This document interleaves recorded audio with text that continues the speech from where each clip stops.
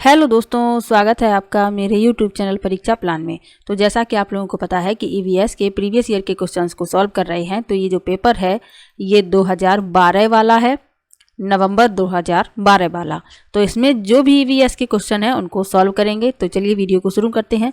यदि आप चैनल पर नए हैं तो चैनल को सब्सक्राइब कर लीजिए, और यदि आप सेकेंड पेपर के लिए तैयारी कर रहे हैं तो आप प्रीवियस ईयर के क्वेश्चन देख सकते हैं। 2012 से 24 तक जो भी पेपर हुए हैं उनमें SST के और साइंस के जो भी क्वेश्चन हैं मैं उनको भी सॉल्व करवा रही हूं। तो आप लोग वो वीडियो भी अवश्य देखिएगा। तो चलिए आज के वीडियो को शुरू करते हैं। पहला प्रश्न है, बिहार के गांव में बहुत से किसान अतिरिक्त धन कमाने के लिए मधुमक्खी पालन करके शहद एकत्रित करने का कार्य करते हैं। मधुमक्खी पालन शुरू करने का सबसे अच्छा समय है। In the village of Bihar many farmers do beekeeping and collect honey to earn extra money. The best time to start beekeeping is. पहला विकल्प है जनवरी से मार्च, दूसरा है अप्रैल से जून, तीसरा है जुलाई से सितंबर और चौथा है अक्टूबर से दिसंबर। तो मधुमक्खी पालन शुरू करने का सबसे अच्छा समय है वह है अक्टूबर से दिसंबर के बीच। चौथा विकल्प इसमें सही है, क्योंकि ये समय जो है मधुमक्खी के अंडे देने का समय होता है और यही मधुमक्खी पालन शुरू करने का सबसे अच्छा समय है। मधुमक्खी से संबंधित और भी तथ्य हैं जो आप लोगों को याद रखने हैं। तो मधुमक्खी के छत्ते में 3 प्रकार की मधुमक्खियां पाई जाती हैं, रानी मधुमक्खी, नर मधुमक्खी, श्रमिक मधुमक्खी। अब इनके कार्य क्या क्या होते हैं? रानी मधुमक्खी का कार्य है अंडे देना। नर मधुमक्खी कुछ विशेष कार्य नहीं करती हैं और कुछ ही नर मधुमक्खियां होती हैं छत्ते में। श्रमिक मधुमक्खी बहुत ही ज़्यादा महत्वपूर्ण होती हैं छत्ते के लिए। छत्ते बनाने का कार्य, फूलों से रस एकत्र करने का कार्य, बच्चे पालने का कार्य, ये सभी कार्य श्रमिक मधुमक्खियों के होते हैं। तो ये बहुत ही महत्वपूर्ण होती हैं। तो ये सब भी आपको मधुमक्खी के बारे में याद रखना है। अगला प्रश्न देखते हैं, उसे चुनिए जो अन्यों से भिन्न है। पहला विकल्प है पेट्रोल, दूसरा है पैराफिन मोम, तीसरा है ग्रीस और चौथा है कोयला। Select the one which is different from the others. तो पेट्रोल, पैराफिन मोम, ग्रीस ये सभी पेट्रोलियम से प्राप्त होते हैं, लेकिन कोयला पेट्रोलियम से प्राप्त नहीं होता है, इसलिए ये इन सब से भिन्न है। चौथा विकल्प इस प्रश्न का उत्तर है। अगला प्रश्न है, नेपेंथिस एक पौधा है जो मेढकों, कीड़े मकोड़ों और चूहे जैसे छोटे जीवों को अपने अंदर फांस कर खा जाता है। हमारे देश में यह पौधा पाया जाता है। पहला विकल्प है अरुणाचल प्रदेश में, दूसरा है मेघालय में, तीसरा है असम में और चौथा है उड़ीसा में। तो नेपेंथिस एक पौधा है जो कीड़े मकोड़े और मेढकों जैसे छोटे जीवों को अपने अंदर फंसाकर खा जाता है। यह पौधा पाया जाता है मेघालय में। दूसरा विकल्प इसमें सही है। तो ये कीटभक्षी पौधा है। इसके अलावा और भी कीटभक्षी पौधे होते हैं। कौन कौन से होते हैं? पिचर प्लांट है, वीनस फ्लाई ट्रैप है, सनड्यू है, ये भी कीटभक्षी पौधे हैं। तो इनके नाम भी याद रखिएगा। प्रश्न नेपेंथिस से ही पूछा जाता है, तो याद रखिए ये भारत में मेघालय में पाया जाता है। अगला प्रश्न है, एक पश्मीना शाल लगभग, फिल करना है यहाँ पर, साधारण स्वेटरों के बराबर गर्म होती है तथा एक साधारण पश्मीना शॉल को बुनने में घंटों का समय लगता है। तो फिल करना है, एक पश्मीना शाल लगभग 6 साधारण स्वेटरों के बराबर गर्म होती है, यहाँ 6 भरेंगे, तथा एक साधारण पश्मीना शॉल को बुनने में लगभग 250 घंटों का समय लगता है। तो इस क्रम में दूसरा विकल्प सही है। पहले में 6 भरा जाएगा, दूसरे में 250, दूसरा विकल्प इसमें सही है। तो पश्मीना शॉल जो है बहुत पतली होती है और बहुत गर्म होती है, और ये बकरी के बालों से बनाई जाती है। पश्मीना ऊन जो है बकरी के बालों से बनाई जाती है और उसी से ही ये शॉल बुनी जाती है। तो आप लोग याद रखिएगा। अगला प्रश्न है, तरुण भारत संघ नामक समूह संबंधित है। पहला विकल्प है पुरानी झीलें पुनर्निर्मित करने से, दूसरा है विशेष रूप से सक्षम बच्चों को सिखाने में मदद करने से, तीसरा है स्कूलों में दोपहर का पका हुआ भोजन उपलब्ध करवाने से और चौथा है आर्थिक रूप से कमजोर वर्गों के बच्चों के लिए निःशुल्क कोचिंग कक्षाएं चलवाने से। तो तरुण भारत संघ का संबंध है पुरानी झीलों के पुनर्निर्मित करने से। पहला विकल्प इसमें सही है। तो ये राजस्थान का एक गैर सरकारी संगठन है और इसका मुख्यालय राजस्थान के अलवर के भीकमपुरा में है, ये भी याद रखिएगा। अगला प्रश्न है, निम्नलिखित में से लेह और लद्दाख के मकानों की विशिष्टताएं चुनिए। पहला विकल्प है पेड़ों के तनों से बनी लकड़ी की ढालू छतें, दूसरा है निचली मंजिल में कोई खिड़की नहीं, तीसरा है पत्थर, मिट्टी और चूने से बनी मोटी दीवारें और चौथा है लकड़ी के फर्श। लेह और लद्दाख के मकानों की विशेषताएं बतानी हैं। निचली मंजिल में कोई खिड़की नहीं, सही है। पत्थर, मिट्टी और चूने से बनी मोटी दीवारें, ये भी सही है। लकड़ी के फर्श, ये भी सही है। बी सी डी दूसरा विकल्प इसमें सही है। पहला क्यों गलत है? क्योंकि पेड़ के तनों से बनी लकड़ी की ढालू छतें वहां बनाई जाती हैं जहां वर्षा अधिक होती है, इसीलिए ए कथन में जो लिखा है वह लेह और लद्दाख के मकान की विशेषता नहीं है। बाकी तीनों विशेषताएं हैं, इसलिए दूसरा विकल्प इसमें सही है। अगला प्रश्न है, एक ही तरह की फसल बार बार उगाने और बहुत से रसायनों के उपयोग करने से मृदा, पहला विकल्प है उर्वर उपजाऊ बन जाती है, दूसरा है बंजर हो जाती है, तीसरा है किसी विशेष फसल के लिए उपयोगी बन जाती है और चौथा है सिंचाई के लिए उपयुक्त बन जाती है। तो यदि एक ही फसल को बार बार उगाया जाए और बहुत से रसायनों का उपयोग किया जाए तो मृदा जो है वह बंजर हो जाती है, दूसरा विकल्प इसमें सही है।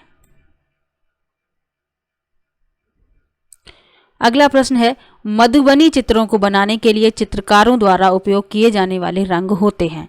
पहला विकल्प है विशेष प्रकार से बने पोस्टर रंग, दूसरा है अति उत्तम गुणवत्ता के फाइबर पेंट, तीसरा है सोने चांदी के को घोल कर बनाए गए पेंट और चौथा है पिसे हुए चावल के रंगीन घोल।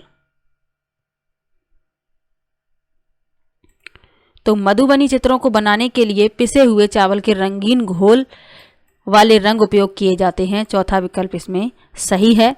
तो यह बिहार में इसी नाम के जिले से है, प्रसिद्ध है और अब यह पूरी दुनिया में भी प्रसिद्ध है। तो मधुबनी चित्रकला का संबंध बिहार से है, इसे याद रखिएगा। अगला प्रश्न है, निम्नलिखित में से रोगों का वह समूह चुनिए जो मच्छरों से फैलता है। तो इसमें वह समूह बताना है जिनके फैलने का कारण मच्छर है। तो चलिए विकल्प में देखते हैं। पहले में लिखा है मलेरिया, डेंगू, हैजा। तो इसमें मलेरिया और डेंगू तो मच्छर से फैलता है, हैजा नहीं फैलता, ये विकल्प नहीं हो सकता। दूसरा है मलेरिया, चिकनगुनिया, मियादी बुखार। तो इसमें मियादी बुखार नहीं हो सकता। तीसरा विकल्प है डेंगू, मलेरिया, चिकनगुनिया। तो ये विकल्प बिल्कुल सही है। इसमें तीनों ही मच्छर से फैलते हैं, डेंगू, मलेरिया, चिकनगुनिया। तीसरा विकल्प इसमें सही है। अगला प्रश्न है, निम्नलिखित में से पेट्रोलियम के सही अभिलक्षण चुनिए। लिखा है बदबूदार गाढ़ा गहरे रंग का तेल, दूसरा है बदबूदार पतला पीला द्रव, तीसरा है अच्छी गंध का पतला नीला रंगीन द्रव और चौथा है बिना गंध का गाढ़ा तथा गहरे रंग का तरल। तो पेट्रोलियम के सही अभिलक्षण हैं बदबूदार गाढ़ा गहरे रंग का तेल, पहला विकल्प इसमें सही है। Smelly thick dark coloured oil. अगला प्रश्न है, सांपों के संदर्भ में सही कथन चुनिए। लिखा है हमारे देश में केवल 4 तरह के जहरीले सांप पाए जाते हैं। नाग यानी कोबरा जहरीले सांपों का एक प्रकार है। तीसरा है जहरीले सांप के 4 खोखले दांत होते हैं। जब सांप किसी व्यक्ति को काटता है तो जहर इन खोखले दांतों से उसके शरीर में चला जाता है। और चौथा लिखा है सांप के कांटे की दवाई सांप के जहर से ही बनाई जाती है।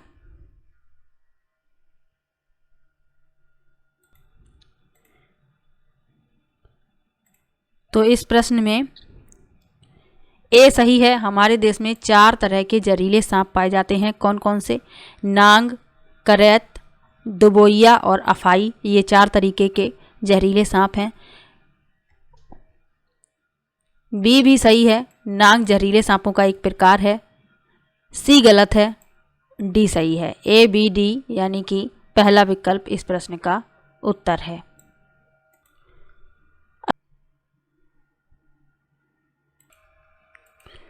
अगला प्रश्न है, अल बिरूनी जिस देश से आया उसका नाम है।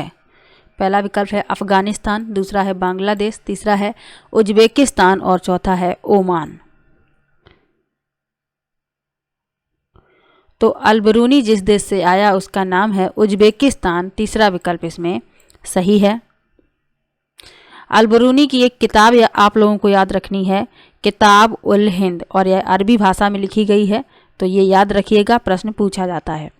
अगला प्रश्न है, ये मोस्ट इम्पॉर्टेंट प्रश्न है, कई बार पूछा गया है, आप लोग इस प्रश्न को देखेंगे, कई बार ये पूछा जा चुका है।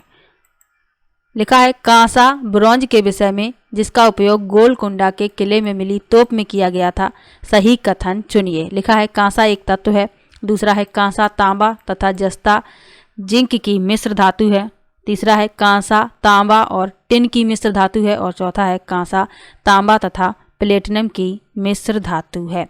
तो आप लोगों को याद रखना है कि कांसा तांबा और टिन की मिश्र धातु है। ये प्रश्न कई बार घुमा फिरा के पूछा जाता है। तो कांसा बनाया जाता है तांबा और टिन को मिलाकर। तो आज के वीडियो में 2012 वाले ईवीएस के प्रश्नों को सॉल्व किया है। पेडागोजी के जो भी प्रश्न हैं उनको बाद में सॉल्व मैं करवाऊंगी। पहले जो भी ईवीएस के एनसीईआरटी से प्रश्न पूछे जाते हैं उनको सॉल्व मैं करवा रही हूँ। तो यदि किसी भी प्रश्न में आपको डाउट हो तो कृपया कमेंट बॉक्स में ज़रूर लिखिएगा। इसके अलावा एनसीईआरटी क्लास 6 to 8 हिस्ट्री और ज्योग्राफी की क्लास चल रही है। हिस्ट्री क्लास आती है 2 बजे, ज्योग्राफी की दोपहर 1 बजे, यानी ज्योग्राफी की पहले आती है, हिस्ट्री की 2 बजे आती है। तो इसमें क्लास 6 to 8 में जो भी हिस्ट्री, ज्योग्राफी और पॉलिटी की बुक्स चलती हैं एनसीईआरटी की, उनको मैं पढ़ा रही हूँ। तो यदि आप पेपर सेकंड के लिए तैयारी कर रहे हैं एसएसटी के लिए, तो आप लोग ये वीडियो भी देखिएगा, क्योंकि एनसीईआरटी बहुत ही ज़्यादा हेल्प करती है। इसके अलावा साइंस क्लास 6 to 8 एनसीईआरटी से भी मैं पढ़ा रही हूँ, तो आप लोग वो वीडियो भी देख लीजिए, क्योंकि ये एनसीईआरटी जो है बहुत ही ज़्यादा हेल्प करेगी आपको सीटेट एग्ज़ाम को क्लियर करने के लिए। साइंस के प्रीवियस ईयर के क्वेश्चन भी मैं भी करवा रही हूँ, तो आप लोग वो वीडियो भी देख सकते हैं। शाम को 7 बजे सीटेट के प्रीवियस ईयर के साइंस के क्वेश्चन की वीडियो आती है, 8 बजे एसएसटी के क्वेश्चन की वीडियो आती है, और 6 बजे ईवीएस की वीडियो आती है। तो आप लोग यदि पेपर सेकंड के लिए एसएसटी के लिए तैयारी कर रहे हैं तो वो वाली वीडियो देखिएगा। साइंस के लिए तैयारी कर रहे हैं तो साइंस की प्रीवियस ईयर के क्वेश्चन की वीडियो देख सकते हैं। तो चलिए मिलते हैं नेक्स्ट वीडियो में।